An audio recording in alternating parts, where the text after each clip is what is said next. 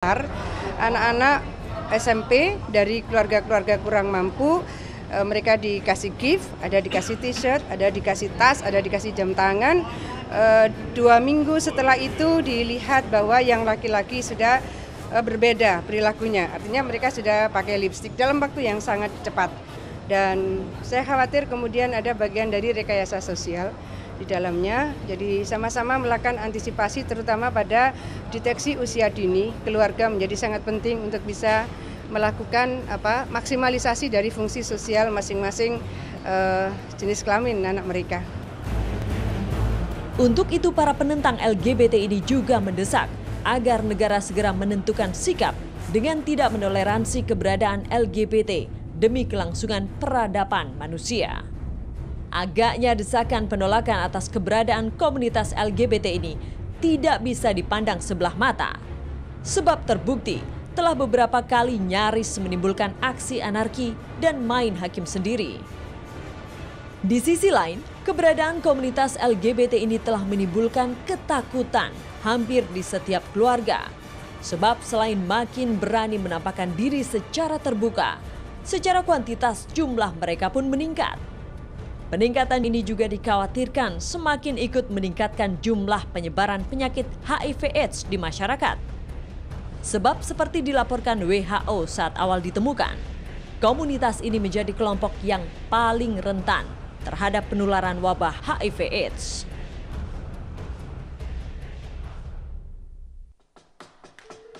Tututono yen ketututan layangan pedhot nang bunbunanku Lesmana, bantulah kakakmu dalam mengejar kijang kencana. Kok kamu malah nungguin aku, Lesmana? Kakakmu Rama mengejar kijang.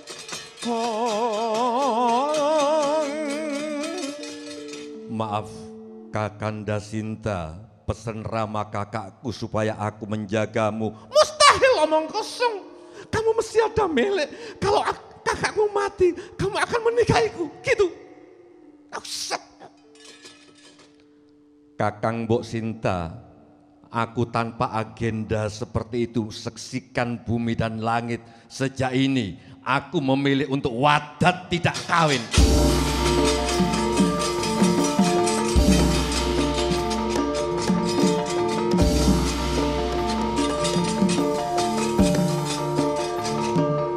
Wajab Katarita. Sinta akhirnya betul-betul ketika ditinggal oleh Lesmana dibawa kabur oleh Rahwana, ditolong oleh Garuda Jatayu, tapi Garuda keok.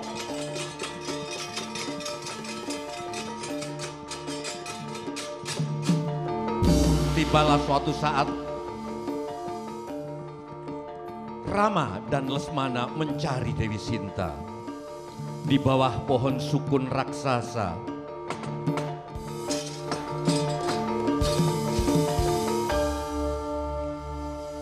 Lesmana adikku yang beda ibu,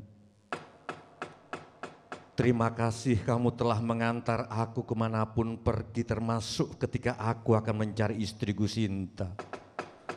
Tapi rumor telah beredar bahwa kita sebagai saudara tiri berhubungan sesama jenis LGBT.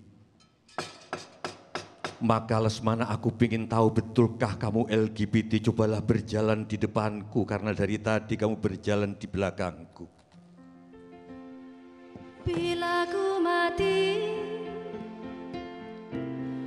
kau juga mati. Oh, Lesmana, tak ada cinta, ini memang asliku, kakak. sehidup semati, jadilah engkau milikku selalu utuh. Oh, Tanpa tersentuh, bisa lebih gagah lagi enggak? cuma kamu. Asliku memang gini, kakak. Aku begini bila kau mempertanyakan. Bila ku mati,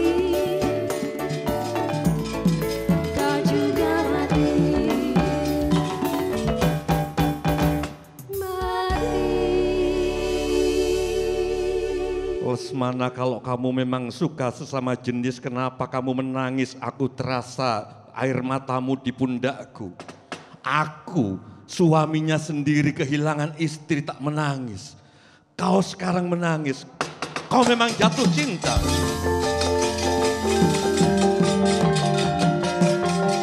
Weh!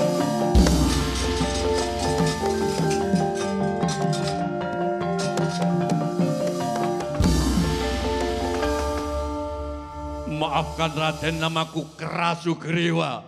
Yang menangis bukan adikmu tapi aku dari atas sana. Karena aku dibuang oleh saudaraku Subali. Gara-gara rebutan istri. Kata orang, aku orang normal. Tapi kata yang orang suka sesama jenis, aku abnormal. Begini ceritanya.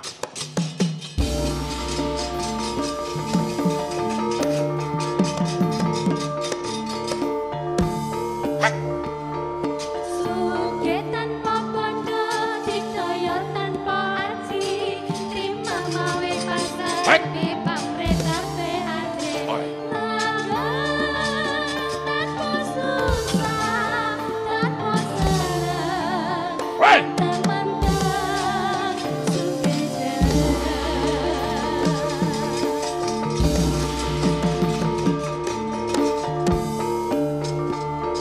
Suge tanpa bondo, dikdaya tanpa aji, terima mawe pasrah, sepi pamrih kabeh asri. Langgang tanpa susah, tanpa senang, anteng-manteng, suge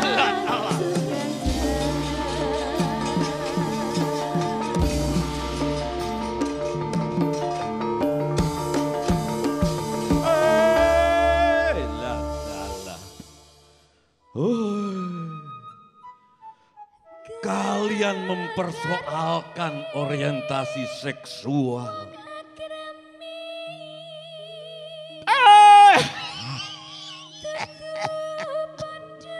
Ketahuilah bahwa sebelum ilmu pengetahuan modern menemukan bahwa seluruh janin asalnya perempuan. Ketika 2-3 minggu ada banjir testosteron, di situ baru dibuktikan dia nanti menjadi laki-laki atau perempuan.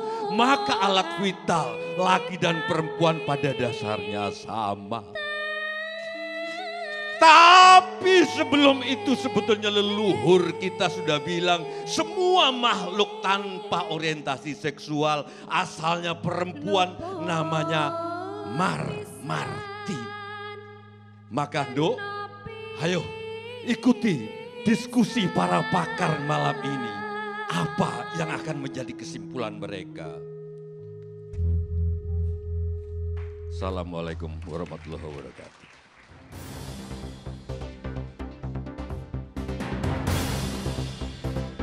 Indonesia Lawyers Club edisi malam ini hadir kembali dengan tema LGBT marak, apa sikap kita? Hadirin dan pemirsa, kita sambut Presiden Indonesia Lawyers Club, Karni Ilyas.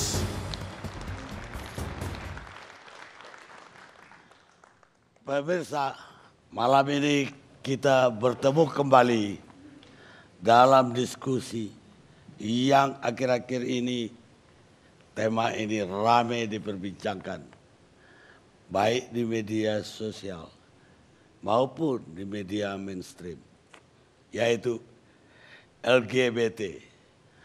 Malam ini kita akan tampilkan LGBT marak, apa sikap kita. Ternyata para pemirsa, belakangan perkembangan dari LGBT yaitu lesbian, gay, bi atau biseksual, dan transgender itu betul-betul merajalela, baik di kota besar maupun kota-kota kecil. Waktu zaman dulu gejala ini sudah ada, bahkan dari zaman dahulu kala, tapi hanya orang-orang tertentu. Sekarang jadi tren di kota. di masyarakat perkotaan. Sehingga ada yang meragukan bahwa ini semacam kelainan dan kemudian ada yang bilang bahwa ini penularan. Ada lagi yang bilang bahwa ini semacam tren, artinya kayak mode gitu. Malam ini kita akan kupas dari sisi agama. Semua agama melarang. Dalam Al-Quran surat Al-Araf ayat 80-84 dikisahkan tentang Nabi Lut yang selain dari pengikutnya musnah oleh hujan batu karena sudah merajalela di negeri itu waktu itu. Di perjanjian baru surat Roma bab 1, 26, 27, ayat 26, 27 juga dikatakan bahwa mereka akan mendapat ganjaran yang setimpal. Dan di perjanjian lama di kitab Kejadian surat Imamat kisahnya lebih mengerikan lagi, bukan hujan batu zaman Nabi Lut itu, tapi hujan api. Sehingga musnah semua kecuali Nabi Lut dan pengikutnya. Bahkan istrinya Nabi Lut pun menjadi tiang garam. Bagaimana dengan hukum di Indonesia? Ini tidak diatur, tidak dilarang, dan juga tidak ada yang membenarkan. Hanya ada yang lucu. RUU Hukum Pidana kita yang akan datang itu mencantumkan pasal melarang perzinahan untuk orang-orang yang berlawanan jenis. Kalau berlawanan jenis masuk kamar di hotel ini misalnya, itu sudah bisa ditangkap kalau tidak terikat pernikahan karena perzinahan. Tapi tidak diatur kalau sama-sama laki-laki atau sama-sama perempuan masuk ke kamar. Nggak ada hukumnya. Yang kita tidak tahu ternyata 10 tahun lalu atau 2006 International Commission Juris berkumpul di Yogyakarta dari berbagai negara.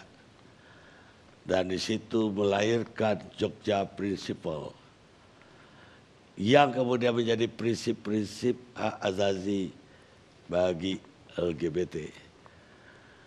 Hukum dan hak asasi untuk LGBT yang melindungi LGBT. Dan ketika prinsip itu lahir di Jogja, pesta besar terjadi di berbagai negara, termasuk di Filipina. Itulah yang kemudian menjadi dasar Amerika melegalkan perkawinan sejenis. Tapi pada saat yang sama, Rusia dan Singapura mengilegalkan hubungan sejenis. Malam ini kita lihat dari diskusi kita bagaimana sebetulnya apa sikap yang harus kita ambil. Saya mau ke Mas Artoyo dulu.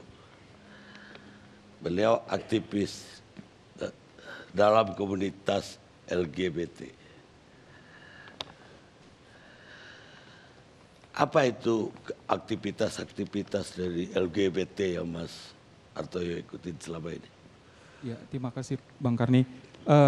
Kami itu ada satu organisasi ya yang untuk membantu teman-teman LGBT yang punya persoalan kegalauan dengan dirinya sendiri. Sekarang ini kita punya shelter, kalau mereka beberapa mengalami kekerasan yang dilakukan oleh keluarga sehingga dia nggak punya tempat gitu, dan kita membantu mereka itu. Terus juga kita mengedukasi masyarakat bahwa LGBT itu bukan penyakit. Misalnya ilmu kedokteran dan ilmu psikologi ini ada dokumennya yang menyatakan di dalam PPDGJ 3 yang menyatakan bahwa LGBT itu bukan penyakit sehingga nggak perlu diobatin gitu karena dia bukan penyakit. Terus juga mendorong pemerintah untuk menghapuskan kekerasan yang dialami oleh teman-teman LGBT. Karena selama ini banyak sekali teman-teman LGBT mengalami kekerasan karena identitasnya. Dia kesulitan gitu untuk tumbuh kembang sebagai warga negara gitu. Jadi misalnya contohnya teman-teman waria gitu yang harus sampai menjual diri di mana karena mereka tidak diterima oleh keluarga maupun pendidikan gitu. Jadi kita mendorong pemerintah bahwa pemerintah harus memenuhi hak-hak dasar kami sebagai LGBT karena kami adalah warga negara yang harus dipenuhi, tidak ada boleh diskriminasi. Itulah poin-poin yang kami lakukan. Jadi kalau ada tuduhan bahwa LGBT mau menghomokan semua orang itu jelas saya katakan fitnah ya. Justru kami ingin mendorong negara ini menjadi negara yang beradab, adil pada setiap manusia, tidak mendiskriminasikan orang karena identitasnya. Katanya ada 200 organisasi LGBT ini di Indonesia sekarang. Yang formal mungkin bisa lebih Pak Bang Karni, mungkin bisa lebih. Mungkin nanti NU bisa cerita karena NU kerjasama di dalam program kesehatan dengan teman-teman organisasi G dan Waria di Indonesia. NU bisa cerita berapa mitranya dengan komunitas G dan Waria. Tapi yang saya tahu mungkin bisa lebih dari 200, itu baik yang formal maupun yang informal. Kegiatan mereka seperti yang saya sampaikan tadi, jadi mereka seperti support group, jadi saling mendukung. Kalau misalnya dimarahi orang tua, ketahuan gitu. Misalnya kalau mau lebaran ini Bang Karni, paling teman-teman LGBT itu paling sedih kalau mau lebaran pulang kampung karena dia akan ditanya, kapan kamu kawin gitu. Jadi itu sesuatu yang, terus kami selalu tanya, apa jawaban kamu dengan orang tua? Ya banyak hal gitu, misalnya. Tapi kamu sering juga LGBT punya istri, bahkan punya anak, ya. Bukan sering, banyak juga maksud saya. Iya, di Indonesia mayoritas saya berani katakan teman-teman LGBT menikah karena pernikahan bisa banyak faktor. Bisa juga karena nggak enak sama ibunya. Misalnya saya punya teman orang Aceh yang ibunya udah tua, ibunya cuma minta kamu harus menikah. Akhirnya dia menikah. Itulah yang terjadi di teman-teman LGBT di Indonesia. Saya walaupun saya tidak setuju ya dengan tindakan mereka, tapi saya coba menghormatin karena situasinya sangat sulit. Orang menjadi gay seperti saya yang terbuka, yang mengatakan saya tidak akan menikah dengan perempuan, itu kecamannya luar biasa mengerikan. Sehingga orang harus menutupin diri. Misalnya saya bisa aja pura-pura sama keluarga saya, semua orang bahwa saya hetero. Saya pura-pura nikah sama perempuan. Tapi saya nggak mau menyakitin perempuan dan saya nggak mau mengorbankan perasaan perempuan. Bagaimana kalau saya punya anak, kalau mereka tahu saya adalah bagian dari LGBT. Nah, organisasi inilah fungsinya untuk kamu harus menjadi diri kamu sendiri. Kalau kamu mau menikah, menikahlah. Jangan hari Senin sampai Jumat sama istrinya, Sabtu Minggu sama pacar sejenisnya gitu. Dan itu yang kita hadapin sejauh ini, yang itu yang terus kita edukasi bahwa tindakan itu tidak benar. Tindakan itu menyakitin perempuan, tindakan itu menyakitin anak-anak Indonesia yang kalau tahu bapaknya adalah gay atau ibunya adalah seorang lesbian. Itu yang terus kita lakukan di organisasi. Jadi kalau fitnahnya menuduh bahwa kita mau menghomokan orang itu yang justru sebenarnya menyakitkan. Tapi nyatanya memang ada penularan kan? Maksudnya, saya nggak tahu apa ini maksud penularan. Artinya maksud saya ya LGBT, yang udah LGBT nanti nyari, saya misalnya nyari gini, produk lah. Saya misalnya kalian. lahir di kampung Bang Karni, saya lahir di kota Binjai, Sumatera Utara. Saya di kampung, saya nggak punya teman. Saya sejak kecil merasa bahwa kenapa saya nggak suka sama perempuan, teman saya kok suka sama perempuan yang teman laki-laki. Saya terus mencari dong, di mana ini, di mana. Nah, akhirnya saya membaca. Menurut saya mungkin kalau sekarang semakin banyak LGBT terbuka, menurut saya karena ada banyak informasi. Jadi dia mulai tahu ada komunitasnya ya. Saya bisa tanya, jadi ada keberanian diri untuk mengatakan saya adalah LGBT. Jadi ada medianya. Kalau dulu kan mungkin Bang Karni tadi bilang kan, dari dulu sejak memang ada, tapi masalahnya mereka nggak kebuka karena nggak ada media yang membuat mereka saling terhubung. Kalau sekarang saya bermain internet, saya bisa terhubung dengan teman gay di Belanda, di Amerika, di Afrika, di Papua. Jadi batasnya terputus gitu. Nah, kalau dulu kan nggak bisa, itu yang membuat kawan-kawan LGBT jadi merasa, oh aku punya kawan, aku nggak sendiri. Nah, jadinya muncul dari bagaimana itu yang kita bisa membantah bahwa tidak ada promo kalau nyatanya di sosial media itu ada ya semacam iklan, semacam promosi terhadap gerakan LGBT. Maksudnya promosi apa Bang? Ya di Line misalnya, apa yang Anda lihat di Line? Ya, kalau misalnya kami punya website ya, kami jelas mengedukasi publik apa itu LGBT. Jadi saya nggak tahu apakah mengedukasi publik, menghentikan kekerasan untuk tidak melakukan pelecehan seksual pada siapapun, termasuk tidak mengeksploitasi anak-anak gitu, yang disebut dengan homoseksual sama dengan pedofil. Itu kan fitnah sekali. Homoseksual itu beda dengan pedofil. Pedofil ya, itu... tapi rata-rata pedofil gara-gara dia homoseksual kan? Beda, ini ada penelitian, saya punya buku ini tentang pedofil. Pedofil itu bisa dilakukan oleh kelompok homoseksual maupun kelompok heteroseksual. Orang dewasa terhadap anak-anak. Jadi itu bisa terjadi oleh siapapun. Jadi dua hal yang berbeda. Homoseksual itu adalah relasi orang dewasa, sesama dewasa dan sadar dilakukan. Jadi tidak merugikan pihak manapun. Kalau pedofil tidak gitu. Ini yang saya pikir penting publik tahu. Jadi...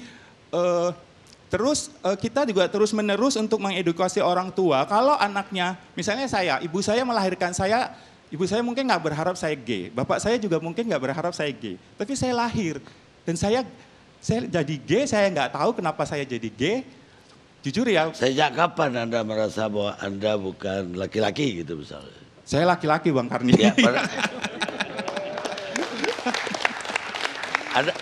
Ya, ada laki-laki. Tapi sejak kapan Anda merasa bahwa Anda tidak tertarik ke perempuan? Saya mulai, jujur saya waktu kecil kalau ditanya pacar perempuan atau saya jawab pacar saya bukan perempuan, pacar saya laki-laki. Sejak kapan Anda tertarik laki-laki itu? Mungkin kelas 4 SD. Kelas 4 Anda tertarik kepada laki-laki?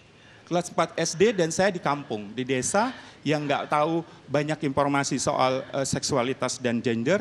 Saya bayangin apakah saya sendirian di dunia ini. Saya nggak tahu harus mencari di mana. Dan itu saya yakin terjadi sampai detik ini pada anak-anak Indonesia.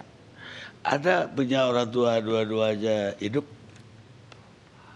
Ibu saya meninggal ibu saya meninggal saat saya lahir, saya dibesarkan oleh ayah saya dan kakak-kakak saya. Terus bapak saya menikah lagi, tapi bapak saya meninggal pada tahun 2007. Saya bawa ponakan saya, ini ada ponakan saya yang pakai jilbab. 2007 Anda udah gede dong, 2007. Oh iya, bapak saya meninggal Anda setelah ibu Anda meninggal itu Anda tinggal sama bapak atau? Sama bapak, dan saya dibesarkan oleh kakak-kakak saya dan ibu tiri ya. Tapi sebenarnya tidak ada masalah dalam konteks keluarga karena bapak saya ya orang tua seperti umumnya gitu. Jadi saya tumbuh kembang dengan kasih sayang kakak, abang dan ya seperti biasa anak-anak yang lain. Ada bersaudara laki semua? Ada laki 4 orang, terus 5 perempuan. Jadi mencoba dihubungkan ya. Saya tahu itu maksudnya. Ini nggak ada kaitannya.